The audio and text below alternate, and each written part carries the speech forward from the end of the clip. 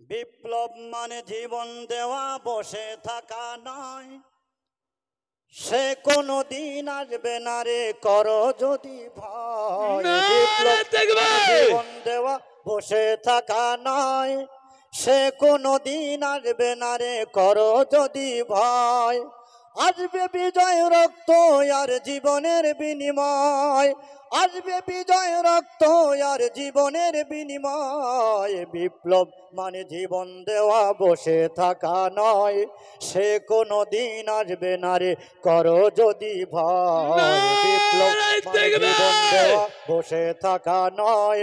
সে কোনো দিন আসবে না রে, করো যদি ভয়। লড়াইয়ের ওই ময়দানেতে যেতে তোমাকে হবে।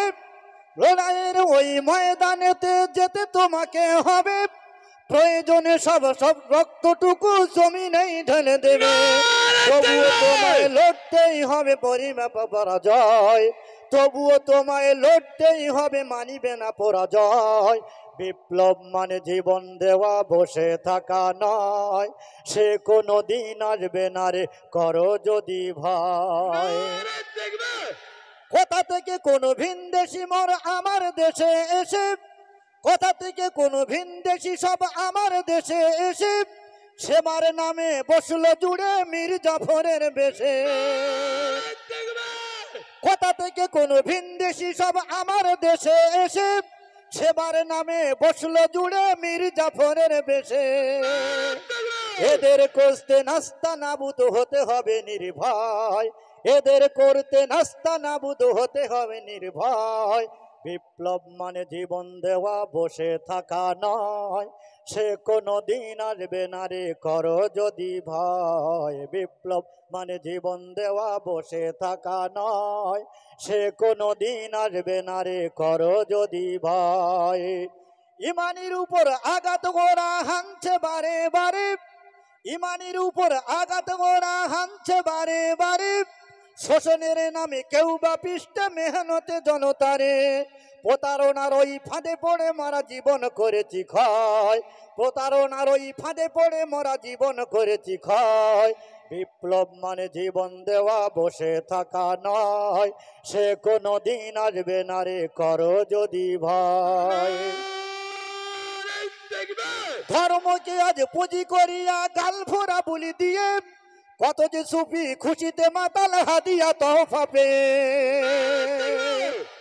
ধর্মকে আজ পুঁজি করিয়া গাল ভরা বুলি দিয়ে, কত যে সুফি খুশিতে মাতাল হাদিয়া তোহফা পেয়ে। ভণ্ডামির সব শেকড় তুলে সত্যরে আনো জয়। ভণ্ডামির সব শেকড় তুলে সত্যরে আনো জয়। বিপ্লব মানে জীবন দেওয়া, বসে থাকা নয়।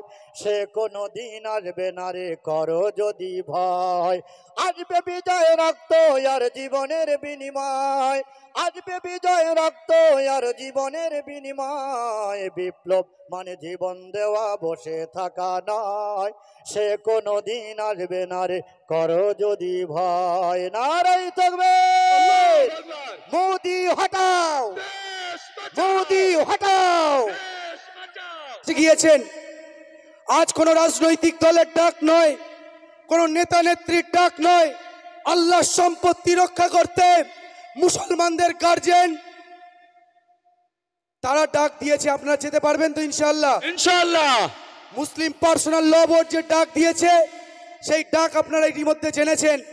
আল্লাহ সম্পত্তি রক্ষা করার জন্য যে মসজিদে গিয়ে আপনার দাদু, আপনার আব্বা এবং আপনি আল্লাহু আকবার বলে 5 ওয়াক্ত সিজদা করেন, রুকু করেন, সিজদা করেন, সেই মসজিদ বাঁচানোর জন্যই ব্রিগেডের সমাবেশ।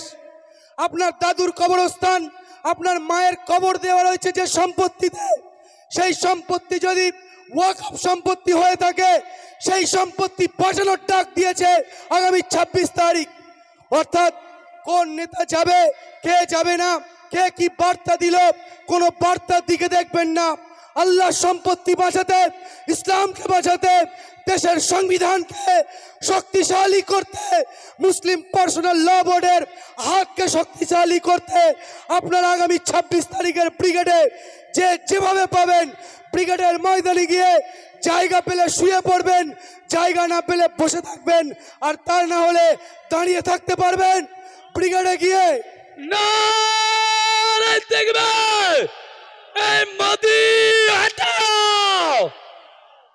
এতদিন পর্যন্ত মুসলিমদের মসজিদের সামনে গিয়ে ওই দাঙ্গাবাজ গেরুয়াপন্থী উগ্রবাদীরা মসজিদের উপরে গিয়ে গেরুয়া পতাকা লাগিয়ে দিচ্ছিল।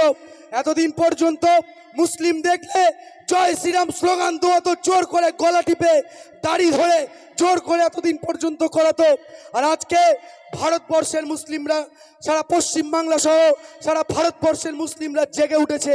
তারা আল্লাহর সম্পত্তি বাঁচাতে মাথায় কাফনের কাপড় বেঁধে দেশে হাতে দেশের জাতীয় পতাকা নিয়ে তারা 26-এর ব্রিগেডে যাবে বলে সবাই প্রস্তুত হয়ে গেছে। অর্থাৎ খুব পরিষ্কারভাবে বলে দিতে চাই, এখানে তাবলীগ, ফুরফুরা, আহলে হাদিস, পীরজাদা আব্বাস সিদ্দিকী, সানাউল্লাহ সিদ্দিকী, মেহরাব সিদ্দিকী, তোহা সিদ্দিকী, আমরা কে ডাকছে এগুলো কিছু দেখছি না।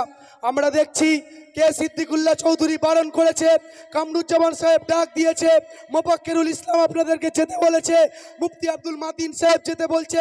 এগুলো বড় কথা নয়, বড় কথা হলো আল্লাহর সম্পত্তি বাঁচানোর জন্য আমরা ব্রিগেড পড়াবো ইনশাআল্লাহ। ইনশাআল্লাহ নারে দেখবে আমাদের সংগ্রাম, আমাদের সংগ্রাম, হিন্দু মুসলমানের সংগ্রাম। নারে দেখবে আমার শেষ লাইন, লম্বা টুপি গোল টুপি, চেরা পাঞ্জাবি গোল পাঞ্জাবি, সব কিছু দ্বন্দ্ব ভুলে গিয়ে আমরা আজকে যে ঐক্যবদ্ধ হতে পেরেছি। আপনারা যদি এখানে খোঁজ নেন, অনেকেই তাবলীগ জামাতে বিশ্বাসী, অনেকে ফুরফুরা শরীফকে ভালোবাসেন, অনেকে ডক্টর জাকির নায়েক বা আপনার ওই আহলে হাদিসের ভক্ত রয়েছেন, তাতে আমাদের কোনো সমস্যা নেই।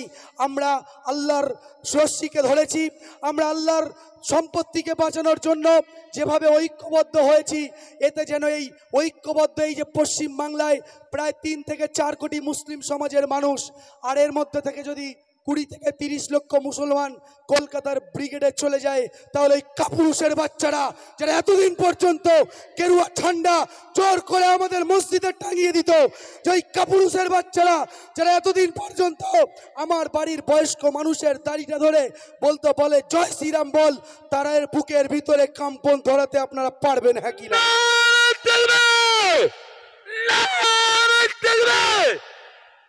ভাই, এতক্ষণ আমরা বক্তৃতা শুনেছি। আমাদের রক্ত গরম করার জন্য আমি ভাই আনোয়ার হোসেন সাহেবকে একটা সংগ্রামী কবিতা পাঠ করতে অনুরোধ করছি। ভাই আনোয়ার হোসেন সাহেবকে, একদম সময় স্বল্প, আমি অত্যন্ত ধন্যবাদ জানাচ্ছি আমাদের পানিগবরা দরবার শরীফের পীরজাদা হযরত মাওলানা হাসানুজ্জামান সাহেবকে, তিনিও আমাদের মাঝে এসে পৌঁছেছেন। আলহামদুলিল্লাহ। নারায়ে তাকবীর।